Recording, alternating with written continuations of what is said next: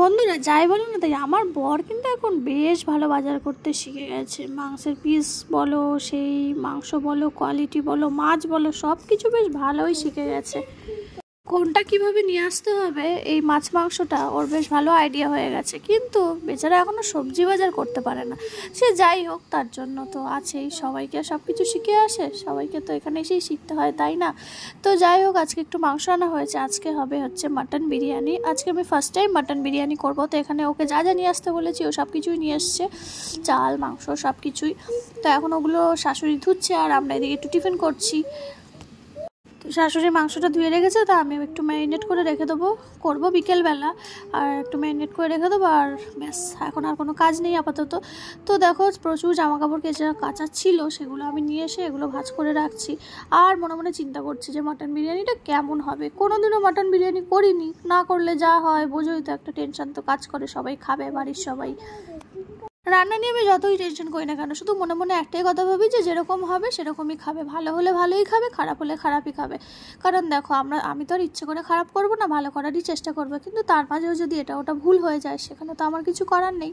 তো যাই হোক, চাল ভিজিয়ে রেখেছি, আর এদিকে পেঁয়াজ টমেটো কেটে নিয়েছি, মাংস কষানো হয়ে গেছে না মানে আর কি হচ্ছে আর কি। আর এদিকে আলুটা নুন হলুদ দিয়ে সিদ্ধ করে রেখে দিয়েছি। আর এই দেখো, চালটা প্রায় 1 ঘন্টা 1.5 ঘন্টার বেশি হয়ে গেছে ভিজিয়ে রেখেছি। তো এবার ভাতটা বসিয়ে দেবো। তো ভাতটা আমি দুবারে করি, বড় হাঁড়ি আছে, বড় হাঁড়িতে আমার সুবিধা হয় না উপর দিতে, ওই জন্য ছোটো হাঁড়িতেই, মাঝারি হাঁড়িতেই আর কি দুবার করে করলে আমাদের হয়ে যায়। তো এবছরের জন্মদিনে দেওয়ার 2 রকমের কেক কাটবে, যেহেতু স্ট্রবেরি কেক আমরা খাই না, ওই জন্য বরকে বলেছিলাম, ও আবার পরে অনলাইনে একটা চকলেট কেক আনিয়েছিল। তো যাই হোক, এখন কেক কাটিং হবে।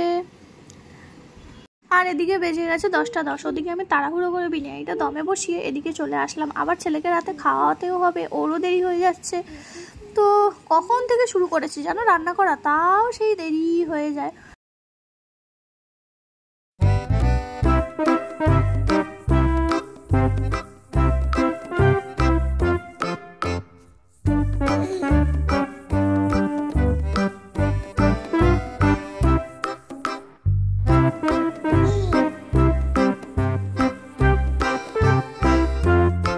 বিরিয়ানিগুলো দমে বসিয়েছি, দেখবে কিভাবে, কোনো বড় পাত্র নেই আমাদের, খুব অসুবিধা হয় করলে। এই দেখো, একটাতে শিলনোড়া আর একটাতে ভারী কি দেবো, প্রেশার কুকার। আর রান্নাঘরটার যে অবস্থা হয়ে আছে, পরে গুছাই। তো দেখো, এখন সবার খাওয়ার টাইম, আজকে একটু বেশিই দেরি হয়ে গেল। তো কেমন হয়েছে বিরিয়ানিটা ওদের জিজ্ঞেস করলাম, তো ওরা বলছে ভালোই হয়েছে। তো বিরিয়ানিটা মাটনটা কেমন সিদ্ধ করেছি, এটা যদি আমার জায়ের থেকে শেখা, যে কটা সিটি দিতে হবে না দিতে হবে। দেখো কত সুন্দর সফট হয়েছে মাংসটা, তাই না? আমার তো এখন দেখেই আবার জিভে জল চলে আসছে। তো চলো বন্ধুরা, আজকের ভিডিওটা এই পর্যন্তই, আবার পরে কোনো একটা ভিডিওতে দেখা হবে। তো টাটা।